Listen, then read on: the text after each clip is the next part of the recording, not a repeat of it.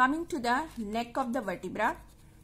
The neck of the vertebra, we have it is a part between the head and the tubercle, and it is directed backwards. It is directed backwards and laterally. The neck is directed backwards and laterally. The part between the head and the tubercle is known as the neck. So it is having the superior border and inferior border, anterior surface and the posterior surface. So anterior surface is divided by a faint ridge. This is the anterior surface. You can see there is a ridge here. So this is the ridge. This is divided by the faint ridge. This is the neck. So this ridge gives attachment to posterior intercostal membrane. What is posterior intercostal membrane? It is a flat tendon of the intercostal muscle.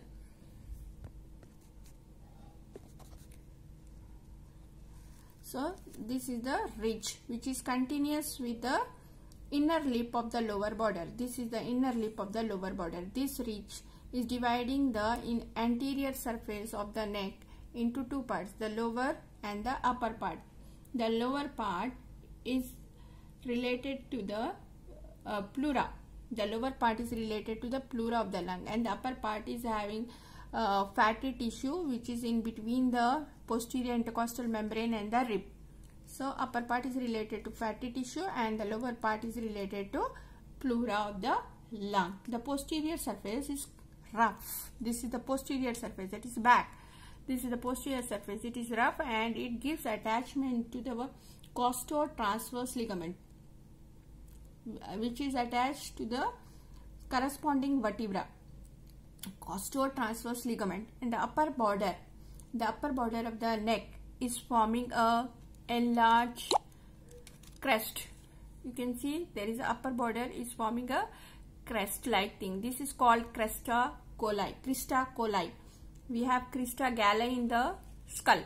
Here we are having crista coli, C-O-L-L-I. Now this gives attachment to the superior costotransverse ligament, which is between the neck of the rib and the transverse process of upper vertebra. Here posterior surface with the corresponding vertebra, upper border with the upper vertebra. The lower border is round and it is continuous below. The lower border is round and it is continuous with the upper lip of the costal groove. This is the costal groove. This is called costal groove. We will come to that when we are studying the shaft. So the lower border is continuous with the upper lip of the costal groove. Now coming to the tubercle. Tubercle presents a backward elevation at the junction between the neck and the shaft. This is the backward. Between neck and shaft there is an elevation. It is divided into medial articular part. This is the medial articular part and lateral non-articular part. This is the lateral non-articular part and this is the medial articular part. This articular part presents an oval facet which articulates with the transverse process of the corresponding vertebra, and the non-articular part gives attachment to lateral costotransverse ligament.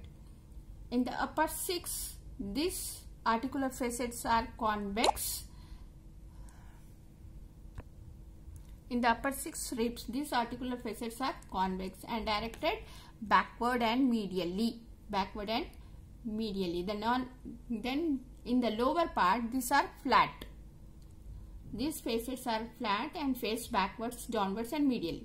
These are for rotatory movements. So the rib is attached, the tubercle is attached to the transverse process, this transverse process, and the head is attached to the body of the vertebrae, and this is causing rotatory movement. Okay, so this is the rotatory movement, right?